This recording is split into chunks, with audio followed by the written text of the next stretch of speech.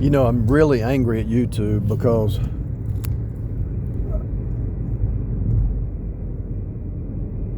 they let other people slide, but they don't let me slide. And I'm sure if you said it, if you're saved, they wouldn't let you slide either. They let other people slide because they got a big channel, Joe Rogan and all the people with a lot of views, you know, they let them slide. But if you really are faith alone, in Jesus alone, the finished work of Jesus, then you are targeted. So I'm not really mad. I'm just disappointed that, I don't know. It's just, it's happening for a reason, because I need to refocus it feels like a new day, really. Even if YouTube shut down right now, I wouldn't care. It's a new day. I got today at work, she was telling me how I said, what's your plan? What's your goals for this year? She said, I got to finish a book. I said, really? And she said, it's a children's book or whatever. And I said, well, how do you do it? What do you do? Where are you publishing? Amazon? She said, yeah. She said, yeah, I'm doing self-publish on Amazon. I said, how much does it cost? She said, you know, they'll do the book and the cover and all that for you. You can pay a fee. But then she said she's written a few books already. And I was talking about that last week with somebody, and it came up today that I didn't even know she published some books. And so that's kind of my new vision. I've already decoded this place, praise God. And I guess anything controversial I'll put on my website, because if you can see past the esoteric game, see, they're trying to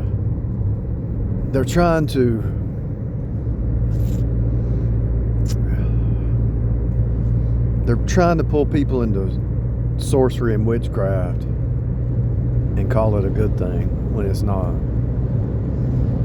a good thing at all. And Paul said, I've become all things to all men that I might win some. Sure, you want to pull somebody out of the new age. You want to pull a witch out of the new age, or out of the witchcraft. You want to pull them out. Like, I could tell, you can just tell a lot about people's body language. And it's just, when you're talking to people, I mean, these people are going to be burning forever. They're going to be burning. That should break your heart. People getting ready to go burn in hell. I don't live in bitterness. I don't live in the past. I don't live in unforgiveness. I just move on. Sometimes if something dies, whether it's a person or a relationship, whatever, you mourn for 30 days and you get up and you keep going. You start fresh, you start new. And if you think about it, let's say you were married to somebody and they died. You know, that probably break people. If it was a good marriage, it break their heart if they were communicating, and they should be. So then a person would say, well, what if I meet somebody else? Well, that'll be a new thing. It'll create a new pattern, it'll be something new.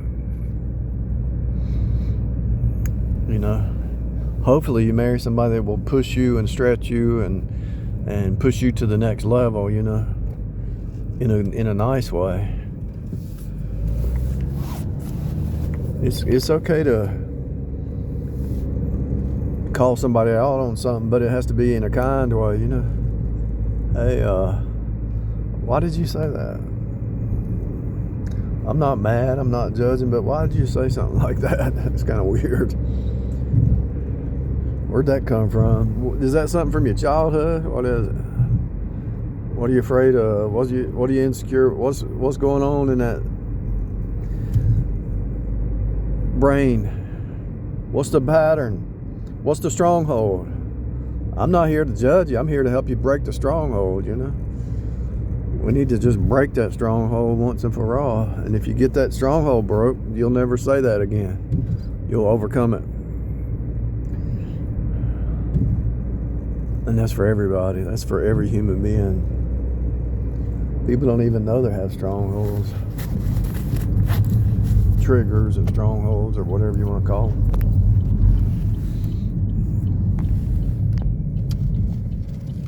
I'm going to go over here and take my saw and cut me some wooden stakes to put down in the ground, and take some string and map out the size of the deck, and I'm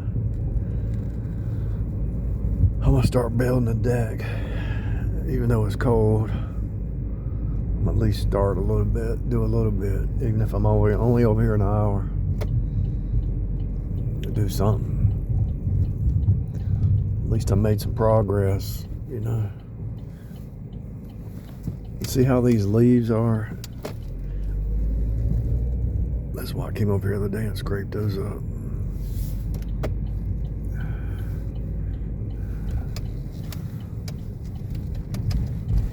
One step at a time.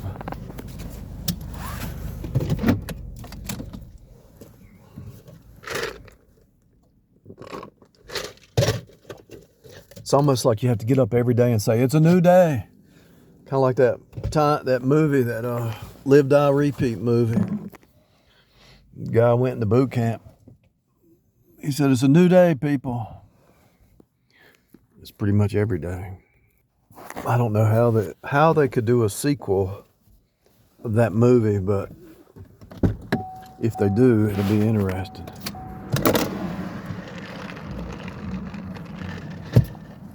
Edge of Tomorrow, Live, Die, Repeat.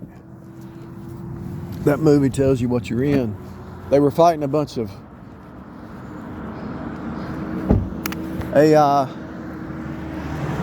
aliens, right? And so those AI aliens, it's pretty much the AI archons, the fallen angels, and they're so much faster, and they can see tomorrow. They can see 24 hours into the future, right? And so they were fighting an enemy that could see in the future. And then when the blood dropped on the one guy, Tom Cruise, he could see the future. Well, there's some sticks right here. They were in line, like somebody put them in line. What is this about?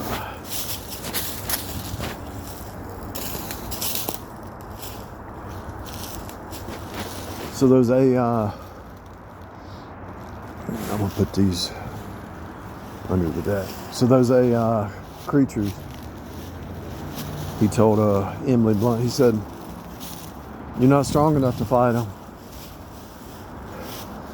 They see past time. So the good thing about understanding the archetypes, you already know the battle. You're going to face the same battle next year that you faced this year, until you overcome it, and then there will be a new battle, but you faced it somewhere along the way too. It's always a new battle, but it's always the same battle. You just have to be ready. You just have to be ready.